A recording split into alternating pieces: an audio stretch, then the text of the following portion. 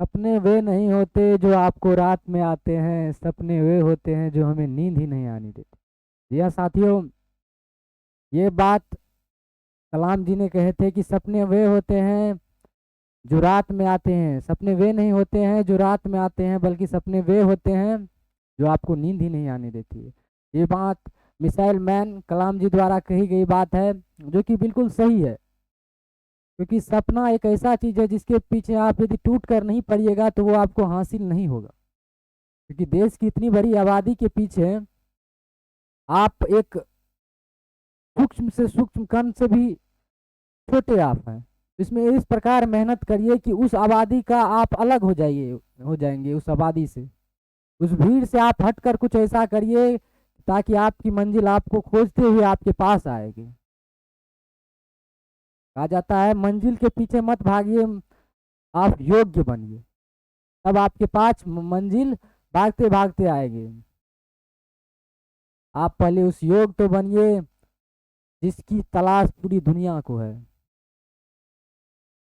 तो इन्हीं सभी बातों के साथ करते हैं हम अपनी क्लास की शुरुआत। जी हाँ साथियों, आपका मोस्ट वेलकम है विद्या गुरु ऑनलाइन क्लासेज में, जहाँ पर आपको मिलती है हर एक विषय के एक निपुण शिक्षक। जी हाँ साथियों, यहाँ पर आपको हर एक सब्जेक्ट के अलग अलग टीचर देखने को मिलेगा, जो कि अभी तक यूट्यूब के इतिहास में ऐसा नहीं हुआ है कि कोई भी प्लेटफॉर्म पर हर एक टीचर अलग अलग सब्जेक्ट पढ़ाए। क्योंकि विद्या गुरु ऑनलाइन क्लासेज का मोटो ही यही है, फंडा ही यही है कि हम आपको इस ऐसी शिक्षा दे, ऐसे सरल बनाकर दे ताकि आपको बोर्ड्स में अच्छे से अच्छे मार्क्स ला पाए। विद्या गुरु ऑनलाइन से भी टॉपर आया है, जो कि स्टेट टॉपर, और टॉप 10 में भी उसका नाम आया है, जो कि हम आप लोगों को दिखाएंगे। तो आप लोग बने रहिए हमारे साथ अंत तक। कहा जाता है कि नदी की गहराई तब पता चलती है जब आप नदी में कूदते हैं। किसी को देखकर या किसी के हाइट को देखकर, किसी के फेस को देखकर, या फिर उनसे दो बात मिनट बातें करके ये नहीं पता कर पाते हैं कि वो कैसन व्यक्ति है, वो क्या सोचते हैं। बल्कि उनकी पूरी बातें जब सुनते हैं तब पता चलता है कि आखिरकार वो कहना क्या चाहती है, उनकी बातें कितनी गहराई तक जाती है।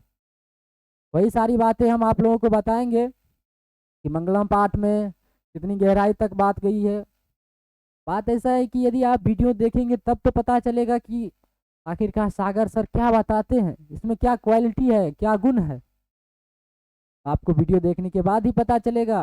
अब हमारे साथ जुड़िएगा, तब पता चलेगा कि सागर सर आखिरकार चीज़ क्या है। हम कितनों आपको बता देंगे कि हम जो पढ़ा रहे हैं उन्हीं से 100% पूछा जाएगा, तो ये आपको बिलीव अभी नहीं होगा। ये कब होगा? जब आप वीडियो देखकर बोर्ड में एग्जाम देने जाएंगे, तब आपको पता चलेगा कि सागर सर जो भी बात बोल रहे थे वाकई वो बात सही है, और हमको भी वो बात माननी चाहिए। हम अपने सगे संबंधी को शायद ये बताए होते तो उनका भी अच्छा रिजल्ट आया होता, ये आपको बाद में पता चलेगा। कहा जाता है जब चिड़िया चुग गई खेत तो पछतावन का होवत। मतलब चिड़िया जब खेत चुग जाएगी तभी आप पछतावा करेंगे, समय से पहले समझ जाइए। और आ जाइए विद्यागुरु ऑनलाइन के क्लास में और परचेज कर लीजिए इस क्लास को, और अपने सिलेबस को अच्छी तरह से पढ़िए और निभाइए। तो चलिए, आज हम पिछले 2-3 वीडियो में हमने पाठ की सारी बातें, ऑब्जेक्टिव भी, और जितनी सारी इनकी महत्वपूर्ण बातें थी जो पाठ से थोड़े हटके थी और भगवान के बारे में थी, परमात्मा के बारे में थी, वो भी मैंने करवा दिए पिछले 2-3 क्लास में। तो सारी चीज़ आपको चैनल में पढ़ा हुआ मिल जाएगा, वो देख लीजिए ताकि आपको भी आसानी होगी समझने में। अक्सर हम देखते हैं कि मैथ्स, फिजिक्स, इतिहास, इन सबों में टीचर जो होते हैं वो उदाहरण दे के समझाते हैं, लेकिन आपको पहली बार पता चलेगा कि संस्कृत में भी उदाहरण देकर समझाया जाता है। आप वीडियो देखिएगा तब। क्योंकि संस्कृत एक ऐसा विषय है जो विद्यार्थी देखकर भागते हैं। क्योंकि जो विषय आपको पढ़ने के लिए अच्छा से नहीं होता उनको आप जानने की इच्छा कैसे करेंगे? आपको पता कैसे चलेगा कि इस पाठ में है ही क्या? आप पढ़िएगा तब ना। तो इसके लिए क्या करना पड़ेगा? आपको पढ़ना सीखना पड़ेगा संस्कृत की अच्छाई जानने के लिए। तो वही सारी बातें हम आपको बताएंगे कि संस्कृत जो है ये देव भाषा कैसे बनी।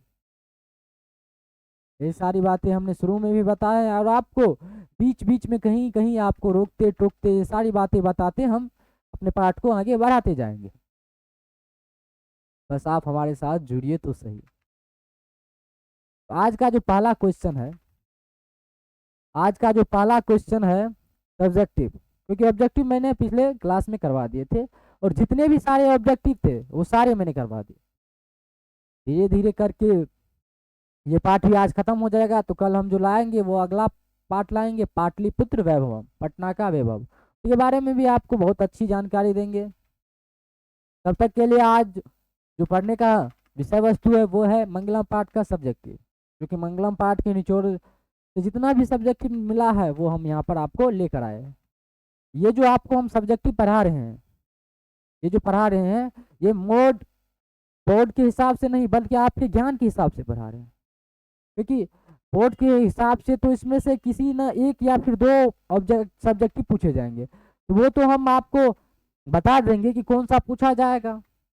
लेकिन आप जो ये इसमें जो हम 10 गो सब्जेक्टिव कलेक्ट किए हैं वो इसलिए कि आपको इस पाठ की सारी बातें याद हो जाए, ताकि आप ऑब्जेक्टिव ना भी पढ़े तो सब्जेक्टिव पढ़ने से आपका ऑब्जेक्टिव सॉल्व हो जाएगा। यदि आप ऑब्जेक्टिव पढ़ते हैं और पाठ को पढ़ते हैं तो आपको शायद सब्जेक्टिव पढ़ने की जरूरत भी ना हो। तो इसलिए तो हम आपको बीच लेकर आए हैं मंगलम पाठ का सब्जेक्टिव। तो आज का जो पहला क्वेश्चन है, आज का जो पहला क्वेश्चन है कि मंगलम पाठ के आधार पर सत्य का स्वरूप बतावे। मंगलम पाठ जो है इनके आधार पर सत्य का स्वरूप बतावे कि सत्य का स्वरूप होता क्या है। यदि आपसे पूछा जाएगा कि किसी भी व्यक्ति का, यदि पूछा जाएगा कि किसी भी व्यक्ति का उनके पाठ की गतिविधियों के आधार पर उनका वर्णन करे, मतलब जैसे श्याम एक लड़का है और वह पाठ मतलब वर्ग में रहता है, तो कहा जाता है कि वर्ग में श्याम किस प्रकार रहता है उनकी गतिविधियों का वर्णन करे। तो वो वर्ग में जितनी बच्चे हैं उनसे हटकर यदि उनका गतिविधि है तो वो बताएंगे। उसी में ये कहा गया है कि पाठ में जितनी सारी बातें हैं उनके आधार पर सत्य को क्या कहा गया है, सत्य के बारे में क्या सब बातें कही गई है पाठ में जो लिखा है उनके आधार पर। ये नहीं कह रहा है कि दुनिया क्या कर रही है सत्य के बारे में, ये बात नहीं पूछ रहे हैं, बल्कि ये पूछ रहे हैं कि पाठ में जो बातें कही गई है उसमें सत्य के बारे में क्या कही गई है। तो पाठ में जो बात कही गई है वो कही गई है सत्य की महानता का वर्णन करते हुए महर्षि वेद व्यास जी कहते हैं, सत्य की महानता का वर्णन करते हुए महर्षि वेद व्यास जी कहते हैं है कि हमेशा सत्य ही जीतता है। कौन? तो हमेशा सत्य ही जीतता है, मिथ्या नहीं। मिथ्या का मतलब हुआ यहाँ पर असत्य, मतलब झूठ कदापि नहीं जीतता। सत्य से ही देवलोक का रास्ता प्रशस्त होता है। मोक्ष प्राप्त करने वाली ऋषि लोग सत्य को प्राप्त कर ही देवलोक जाते हैं, क्योंकि देवलोक सत्य का क्या है? खजाना है। इस प्रकार सत्य का जो वर्णन करते हैं महर्षि वेद व्यास जी मंगलम पाठ में कहते हैं कि सत्य ही जीतता है, असत्य नहीं। सत्य से ही देवलोक का रास्ता प्रशस्त होता है, सत्य से ही देवलोक का रास्ता प्रशस्त होता है और ऋषिगण सत्य का ही सहारा लेकर देवलोक तक पहुंचते हैं, जहाँ क्या है? सत्य का खजाना है। क्या है? सत्य का खजाना है। तो ये सारी बातें थी सत्य की महानता के बारे में।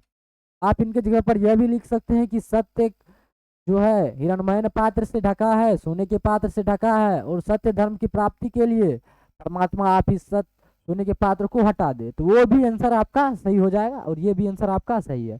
तो जो आपको सुविधा हो वो आप लिख सकते हैं, क्योंकि सत्य के बारे में 2 मंत्र लिए गए हैं। एक तो लिए गए ईशावास्य उपनिषद से और एक मंत्र जो लिए गए हैं वो लिए गए हैं मुंडक उपनिषद से, जहाँ पर कहा गया है कि सत्य जो है हमेशा जीतता है और असत्य नहीं जीतता है। और शुरू में जो ईशावास्य उपनिषद से मंत्र लिया गया है उसमें कहा गया है कि सत्य का मुख हिरण्मय पात्र से ढका है, मतलब सोने के पात्र से ढका है।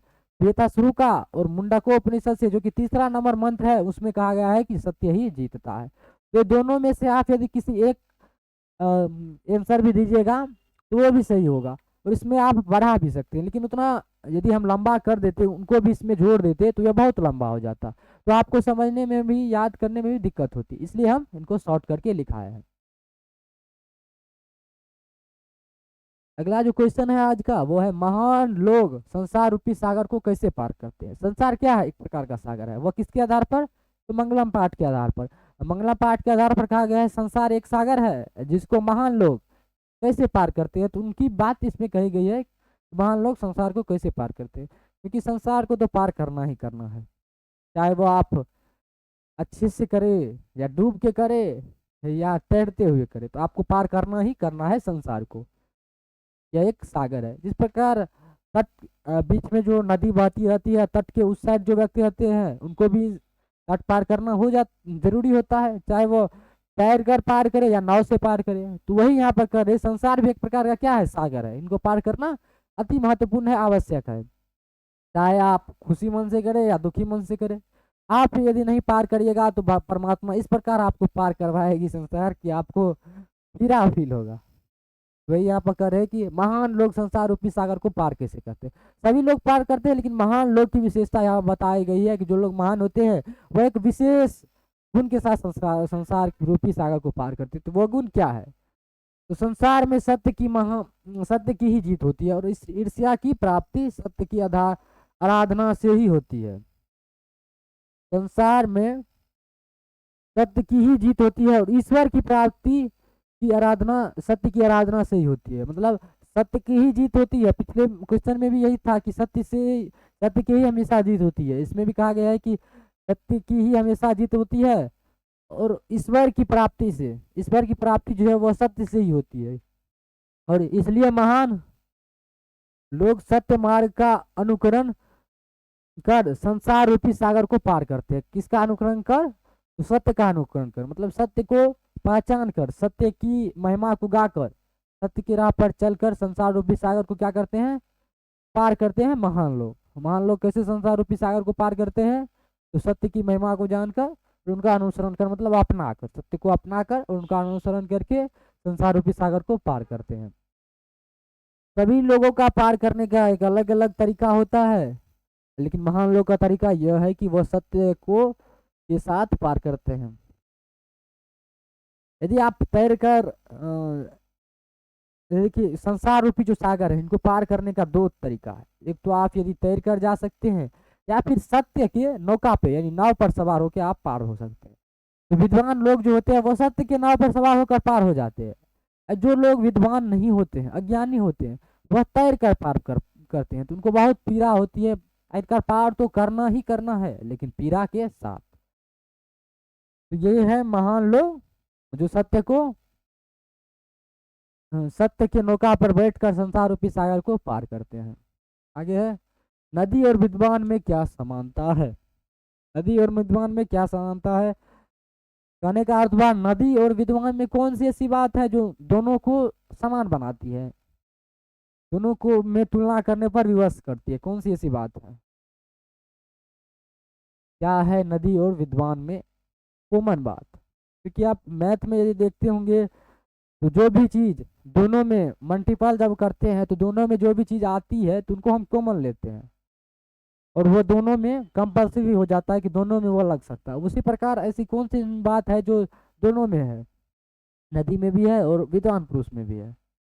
तो वो क्या है कि जिस प्रकार प्रवाहित नदियां, मतलब बहती हुई नदियां, प्रवाहित का मतलब होता है बहती हुई, समुद्र में मिलकर उसका आकार ग्रहण कर लेती हैं, तो समुद्र में मिलने के बाद उसका आकार ग्रहण कर लेती है, उस प्रकार विद्वान ईश्वर के दिव्य प्रकाश से मिलकर जीव योनि से मुक्त हो जाते हैं। जीव योनि का मतलब होता है संसार रूपी सागर।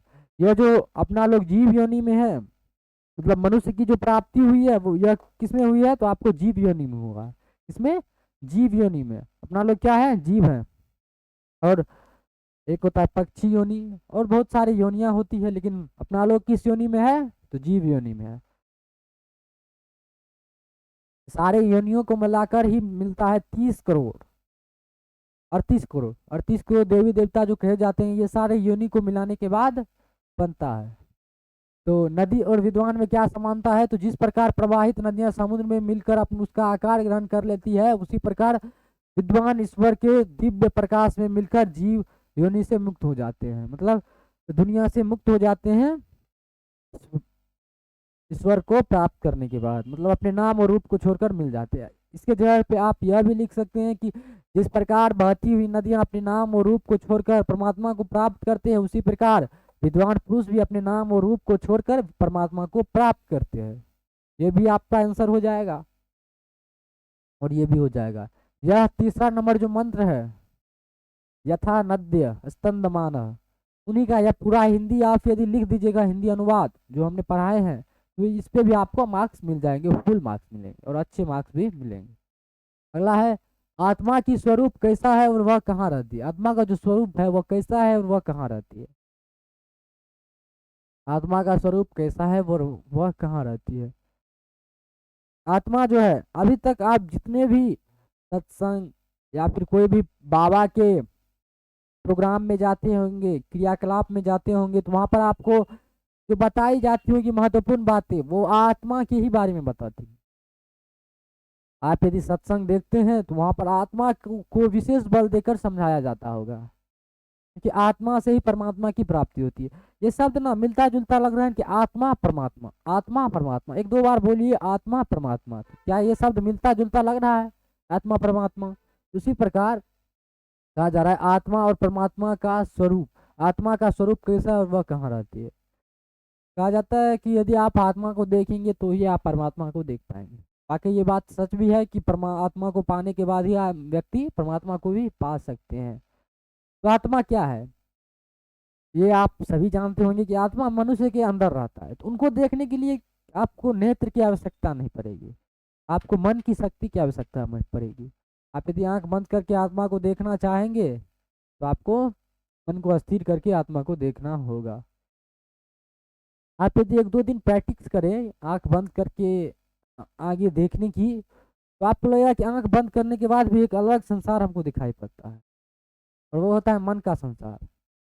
यदि आप अपने मन को एकांत कर ले, दुनिया में सबसे ज्यादा गति, सबसे ज्यादा फास्ट पता है कौन सा चीज है, वो है मन। सबसे तेज गति होती है मन की गति। पता नहीं, यदि आप सोचते हैं तो अभी है आपके सब गांव में आपका मन है तुरंत चले जाएगा बम्बई, तुरंत चले जाएगा अमेरिका, अमेरिका में जो अमेरिका जो का जो युद्ध चल रहा है ईरान के बीच, उस पर चले जाए, तुरंत फिर आ जाएगा गांव के झगड़े पे।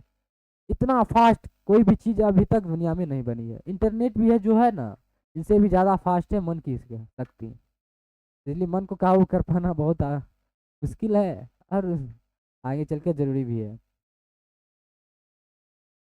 तो आत्मा का स्वरूप कैसा है, वह कहाँ रहती है। तो आत्मा का स्वरूप अणु से सूक्ष्म एवं महान से भी महान है। आत्मा प्राणी की हृदय रूपी गुफा में रहती है। आत्मा जो है, आत्मा अणु से भी छोटा, क्या अनोरन्यान महतो महियान, मतलब अणु से भी छोटा और महान से भी महान क्या है, आत्मा है। और आत्मा जो है यह शरीर रूपी गुफा में स्थित है। कहाँ पर है, शरीर रूपी, मतलब शरीर में जो हृदय है उसमें स्थित है। शरीर प्राणी के हृदय रूपी गुफा में आत्मा स्थित है, रहती है। तो जब भी आपको आत्मा का वर्णन पूछा जाए तो बस यही दो लाइन आपको लिख देने हैं कि आत्मा जो है महान से महान है, छोटा से छोटा है, और यह प्राणी के हृदय रूपी गुफा में स्थित है। कितना सरल भाषा में यहाँ पर कहा गया, बस एक दो लाइन में यह प्रश्न कंप्लीट हो गया, जिसमें आपको मिलती है 2 मार्क्स। कितने मार्क्स, 2 मार्क्स। आगे है, विद्वान परमात्मा को क्या छोड़कर जाते, विद्वान परमात्मा के पास क्या छोड़कर जाते। देखिए, जो भी आपको हम प्रश्न ला रहे हैं वो बहुत ही छोटा करके आपको बता रहे हैं, क्योंकि अरे जब 2 लाइन में ही आंसर मिल जा रहा है तो इतना बड़ा 5 लाइन लिखने की क्या जरूरत। आपको मैंने शुरुआत में ही बताया कि इस चैनल का यही मोटो है, यही मकसद है कि आपको अच्छी से अच्छी शिक्षा और बहुत ही सरल तरीके से आपको बता दे, ताकि आपको ज्ञान भी अच्छी मिल जाए और आपको ज़्यादा मेहनत भी नहीं करनी पड़ी, ज़्यादा रटने की ज़रूरत भी नहीं पड़े। क्योंकि रटना जो है ये मनुष्य के दिमाग को भूत बना देती है। आप यदि पढ़िएगा तो आपके मन में क्वेश्चन आएंगे, यदि रटिएगा तो आपके मन में क्वेश्चन कभी नहीं आ सकते। इसलिए रटना छोड़िए और समझने की कोशिश कीजिए। आपको इतना हम बिलीव दिलाते हैं कि संस्कृत को भी आपको इस प्रकार समझा देंगे कि आपको कभी भी संस्कृत आप भूलिएगा नहीं, संस्कृत को भी समझा देंगे इस प्रकार।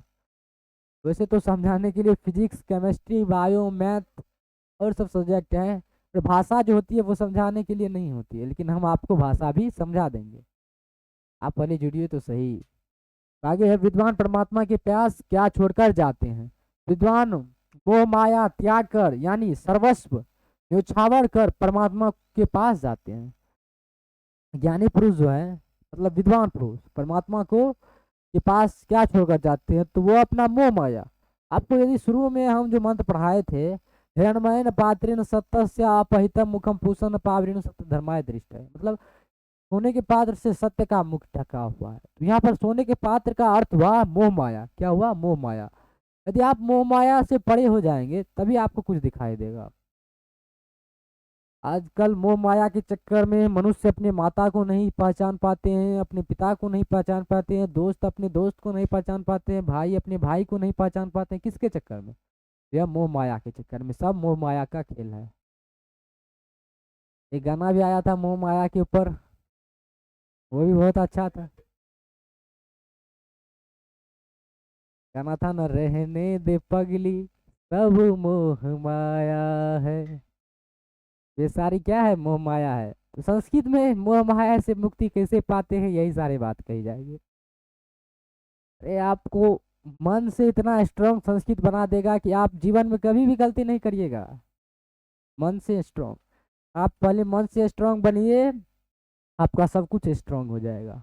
क्या विद्वान परमात्मा के पास क्या छोड़कर जाते हैं, तो विद्वान मोह माया त्याग कर यानी सर्वस्व न्योछावर कर परमात्मा के पास जाते हैं, परमात्मा को प्राप्त करते हैं।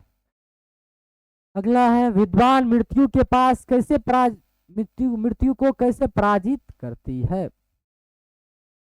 यदि आपके सामने में कोई शत्रु हो ना नहीं हो और उनसे यदि लड़ना हो तो ये बहुत ही मुश्किल काम होता है, और उन पर जीत पाना हो तो ये बहुत मुश्किल काम होता है। शत्रु यदि आपके सामने में हो तो आपको यह पता चलता है कि हमको इनसे लड़ना है, इनसे युद्ध करना है और इनको मारना है, इनको पराजित करना है, तो ये बहुत ही आसान काम होता है। आपको पता भी चल जाएगा कि शत्रु की हैसियत क्या है। लेकिन जब शत्रु सामने में हो ही नहीं और उनसे युद्ध करना हो तो ये बहुत ही टफ काम होता है। और वो शत्रु क्या है? मन है। मन आपके सामने में नहीं है लेकिन आप मन से युद्ध कर रहे हैं, तो ये बहुत ही टफ काम हो जाता है मनुष्य के लिए। क्या है विद्वान मृत्यु को कैसे पराजित करते हैं, तो महान पुरुष अपने को ज्ञानी और दूसरे को अज्ञानी, अपने को अज्ञानी और दूसरे को ज्ञानी समझकर मृत्यु को पराजित कर देते हैं। क्योंकि वे विद्वान पुरुष जो होते हैं वो अपने को अज्ञानी और दूसरे को ज्ञानी समझकर मृत्यु को पराजित कर देते हैं, क्योंकि वे जानते हैं कि इस संसार रूपी सागर को पार करने का कोई दूसरा मार्ग नहीं है। क्योंकि वे जानते हैं कि संसार रूपी सागर को पार करने का कोई दूसरा मार्ग नहीं होते। यदि आप गेम वगैरह खेलते हैं तो उसमें एक टास्क दिया जाता है कि यदि आप उस टास्क को पूरा कर लीजिएगा तो आप अगले लेवल में पहुंच जाइएगा। उसी प्रकार यह एक प्रकार का क्या है? टास्क है कि आप अपने को अज्ञानी समझिए और दूसरे को ज्ञानी। यह प्रकार का टास्क है और ये दुनिया क्या है? यह एक प्रकार का गेम है। इसके बाद आपका लेवल क्या होगा? इंक्रीज होगा, बढ़ जाएगा। क्या समझते हैं विद्वान पुरुष? तो महान पुरुष अपने को अज्ञानी और दूसरे को ज्ञानी समझते हैं और मृत्यु को पराजित करते हैं, क्योंकि वे जानते हैं कि संसार रूपी सागर को पार करने का अब कोई दूसरा मार्ग ही नहीं है, दूसरा कोई उपाय ही नहीं है कि हम संसार को पार कर पाएंगे। तो यही एक उपाय था कि अपने को अज्ञानी और दूसरे को ज्ञानी समझना। इसलिए वो अपने को अज्ञानी और दूसरे को ज्ञानी समझे और संसार रूपी सागर को पार किए। मंगलम पाठ का 5 वाक्यों में वर्णन करे। ये जो क्वेश्चन है कि 5 वाक्यों में वर्णन करिए, 6 वाक्यों में वर्णन करिए, ये बहुत ही प्यारा सा क्वेश्चन है।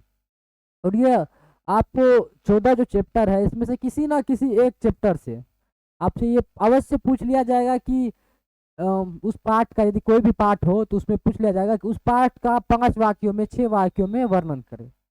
ये क्वेश्चन बहुत ही प्यारा, क्योंकि अब यदि आपसे कहा जाए कि पूरे भारत की जो है, भारत में कैसे कैसे राजा आए, कैसे कैसे गए, इनके बारे में लिखना है, ये एक पेज में तो संभव नहीं है।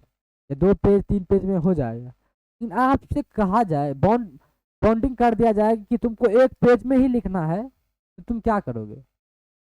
सोचोगे नहीं कि कैसे कैसे हम 1 पेज में वो सारी बातें लिखे कि इस बात का सारी बातें उसमें आ जाए, या आप सोचेंगे? ये टफ काम हो जाता है। तो वही कहा गया है कि 5 वाक्यों में वर्णन करे।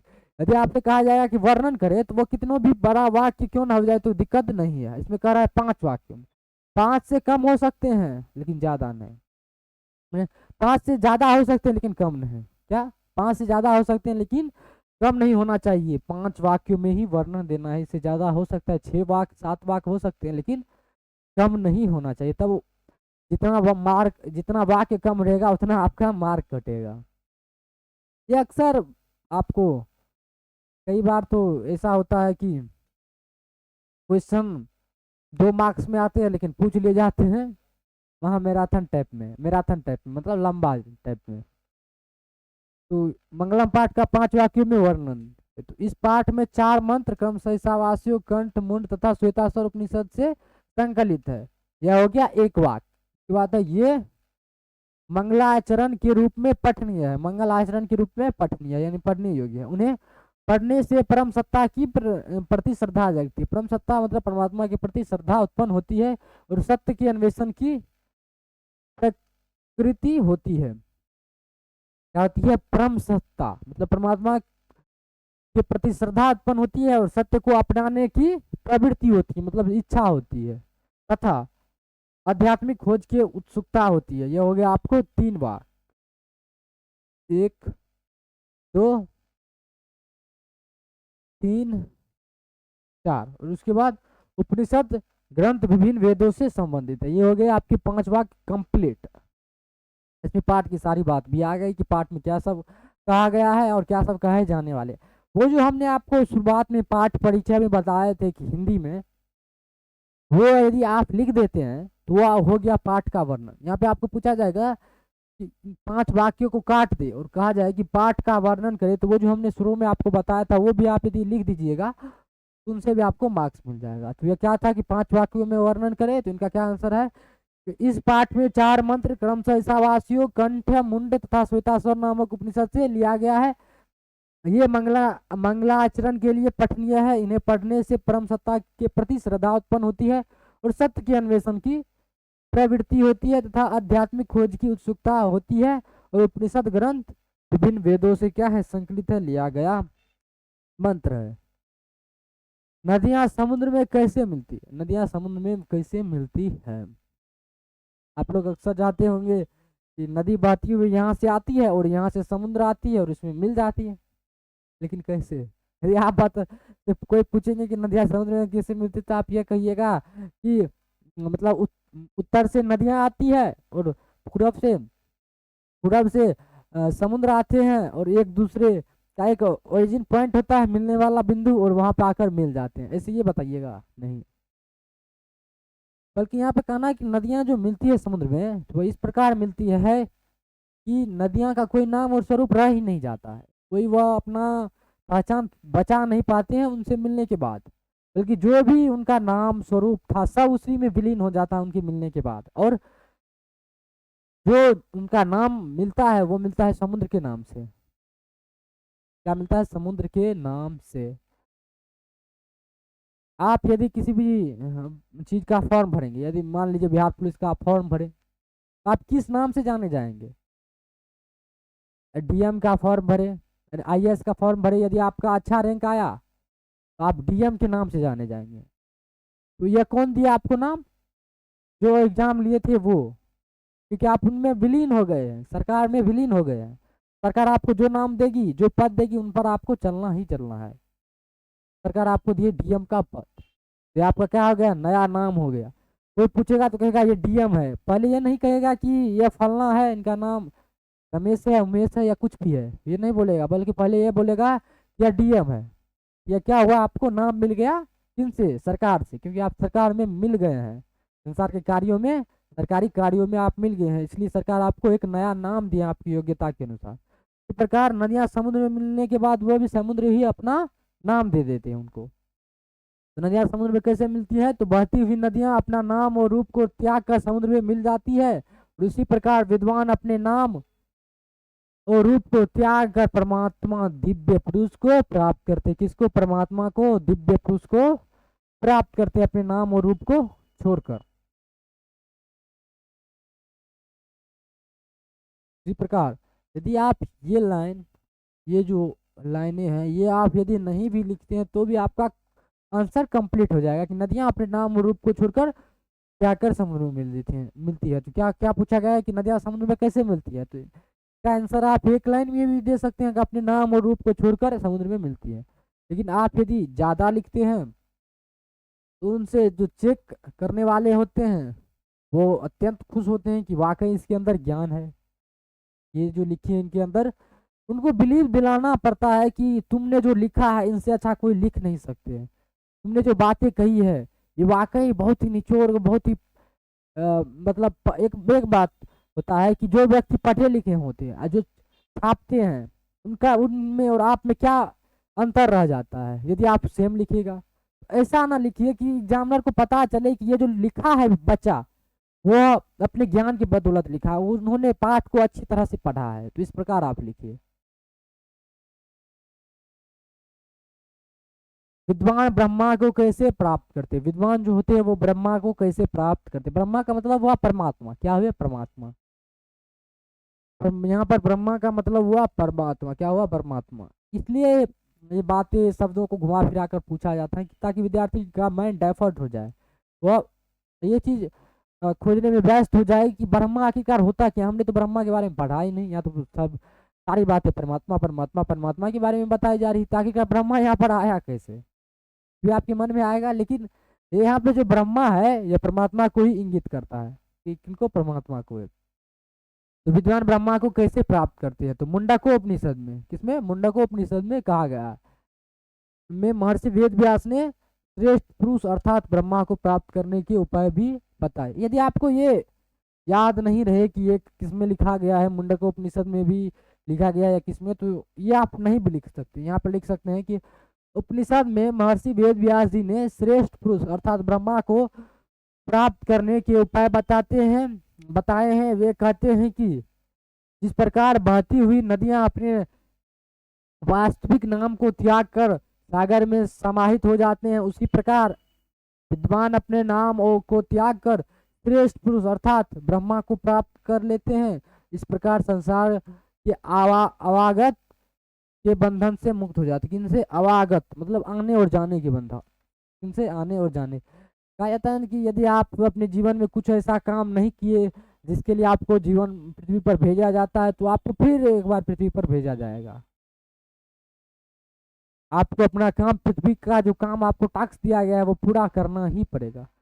कई बार ऐसा होता है कि आप यदि स्कूल जाते हैं और टीचर जो होमवर्क आपको देते हैं तो आप यदि नहीं करके जाते हैं तो आपको वहां से रिटर्न कर दिया जाता है गेट से कि तुम जाओ पहले होमवर्क करके आओ, उसके बाद तुमको एंट्री मिलेगी। तो वही बात यहाँ पर भी है कि ब्रह्मा के द्वारा जो काम दिए गए हैं वो यदि आप काम कर लिए तो आपको पृथ्वी पर अवागत, क्या, अवागत आने और जाने की टेंशन से आप मुक्त हो जाइएगा और आपको परमात्मा की प्राप्ति भी हो जाएगी। तो विद्वान ब्रह्मा को कैसे प्राप्त करते हैं, तो वेद में उपनिषद में महर्षि वेद व्यास ने श्रेष्ठ पुरुष अर्थात ब्रह्मा को प्राप्त करने के बारे में बताया है। और वे कहते हैं कि जिस प्रकार बहती हुई नदियां अपने नाम और रूप को छोड़कर परमात्मा को प्राप्त करती है, उसी प्रकार विद्वान पुरुष भी अपने नाम और रूप को छोड़कर परमात्मा को प्राप्त करते हैं। यही एक क्या है, विद्वान जो है ब्रह्मा को प्राप्त करने का एक जरिया है। क्या है, जरिया है।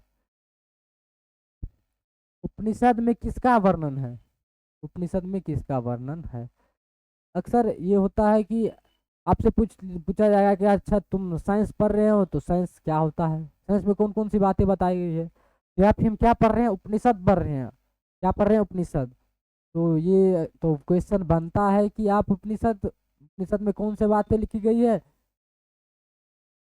जो भी चीज आप कर रहे होते हैं, जो भी चीज आप कर रहे होते हैं उस फील्ड में आप पहले ये जानिए कि वो चीज है ही क्या। अक्सर जो कोई भी पाठ होता है, मान लीजिए यही जो पाठ है मंगलम पाठ, इसका शीर्षक क्या है, मंगलम, क्या है, मंगलम है, क्या है, मंगलम। तो ये जो मंगलम दिया गया है यह किस वजह से इनका नाम मंगलम पड़ा है, ये जानना पहले जरूरी है। कि शीर्षक ऐसा चीज होता है जिनको पढ़ने के बाद आपको पता चल जाएगा कि इसमें कौन कौन सी बातें कही जानी होंगी, कही जाती होगी। जैसे उपनिषद में का अर्थ होता है कि गुरु के पास बैठकर ज्ञान प्राप्त करना, तो इससे यह पता चलता है कि गुरु जो भी बातें आपको कहेंगे, गुरु यही ना बोलते हैं कि अच्छा बच्चे तुम ये काम मत करो, अच्छे से मन लगा कर पढ़ो, तुम्हारा लक्ष्य क्या होना चाहिए, तुम्हारा जो पृथ्वी पर अवागत हुआ है आए हो तो वह क्यों आए हो, परमात्मा ने तुमको जो भेजा वह क्यों भेजा, उद्देश्य क्या है, ये सारी बातें आपको शिक्षक बताएंगे। बताते हैं ना कि यदि तुम पढ़ रहे हो सिलेबस 10th का, तो सिलेबस किस प्रकार पढ़नी चाहिए, मन लगाकर पढ़ोगे तो अच्छा मार्क्स आएगा, यदि नहीं पढ़ोगे तो अच्छा मार्क्स नहीं आएंगे। ये सारी बातें आपको गुरुजी बताते हैं। वो बात उपनिषद में भी कहे गए हैं। लेकिन उस समय में तो ऐसा नहीं था कि अच्छा एक अतीत क्लास है उसमें तुमको बैठना है और उसमें अच्छे से अच्छे मार्क्स लाना, ऐसा सिस्टम नहीं था। ऐसा सिस्टम था कि तुम अच्छे से अच्छे ज्ञान कैसे ले पाओ। ज्ञान वहाँ पर पहले ऐसा था कि ज्ञान लेने की बात होती थी। यहाँ पर कोई कोई जो शिक्षक है, मान लीजिए वह 100 स्टूडेंट को पढ़ाते हैं और उनका 2-3 स्टूडेंट जो है वो टॉप कर गया, बाकी सारे स्टूडेंट जो है वो फेल कर गए, तो ये नहीं है कि वो टीचर जो है वह तुर्राम खान है बहुत अच्छे पढ़ाते हैं, ऐसा नहीं होता है। अरे यार फिर ये अच्छे पढ़ा रहे हैं, अच्छे गाइडलाइंस कर रहे हैं विद्यार्थी का, तो सब ना पास होना चाहिए, वही यह बात है। तो अगला जो है उपनिषद में किसका वर्णन है, यह वैदिक वांग का अभिन्न अंग है, वैदिक वांग का अंग है, और उपनिषद में दर्शन शास्त्र का सिद्धांत प्रकट होता है। यह आपको संस्कृत में जो मंत्र के ऊपर में जो अंडरलाइन करके लिखा गया था उन्हीं का यह हिंदी है। उपनिषद जो वैदिक वांग का अंतिम भाग है, और उपनिषद में दर्शन शास्त्र, उपनिषद जो है वह दर्शन शास्त्र का सिद्धांत प्रकट करता है, और सभी जगह परमात्मा का गुणगान किया गया। उपनिषद में सभी जगह किनका गुणगान किया गया है, तो परमात्मा का। इसमें उन्होंने सर्वशक्तिमान, सर्वव्यापी, सत्य स्वरूप और हमेशा विद्वान रहने वाला कहा गया है। परमात्मा के द्वारा ही संसार व्याप्त है और अनुशासित है, सत्य की पराकाष्ठा। परमात्मा के द्वारा ही संसार क्या है, व्याप्त है और अनुशासित भी है। यहाँ जो परमात्मा को कहा गया है सर्वशक्तिमान, मतलब सभी से ज्यादा शक्ति। एक सर्वशक्तिमान सीरीज चला था, वो वाला सर्वशक्तिमान नहीं है कि वो ऐसे हाथ किए और घुमा के कहीं पर पहुंच गए, वो ये नहीं है। परमात्मा सभी जगह स्थित होते हैं, उनको जाने की जरूरत नहीं होती है। तो परमात्मा क्या है, सर्वशक्तिमान है, सभी से ज्यादा शक्ति है, वो सर्वव्यापी है, सभी जगह उपस्थित है। सत्य स्वरूप मतलब सत्य का ही रूप है, तो हमेशा विद्यमान रहते मतलब उपस्थित रहते हैं, अंतर ध्यान रहते हैं, मतलब देख नहीं पाते हैं। ये है परमात्मा के सारे गुण, और जो कि किस में लिखे गए हैं, तो उपनिषद में ये बातें कही गई है। तो आपको मंगलम पाठ की जितनी भी बातें थी वो हमने आज कंप्लीट करवा दी। तो आप लोगों का धन्यवाद ये पूरा वीडियो देखने के लिए, आपका हम तहे दिल से धन्यवाद करते हैं कि आपको मंगलम पाठ से कोई भी बातें नहीं छूटेगी। तो अब चलिए मिलते हैं नेक्स्ट वीडियो के साथ अगले पाठ की, और तब तक के लिए जय हिंद जय भारत।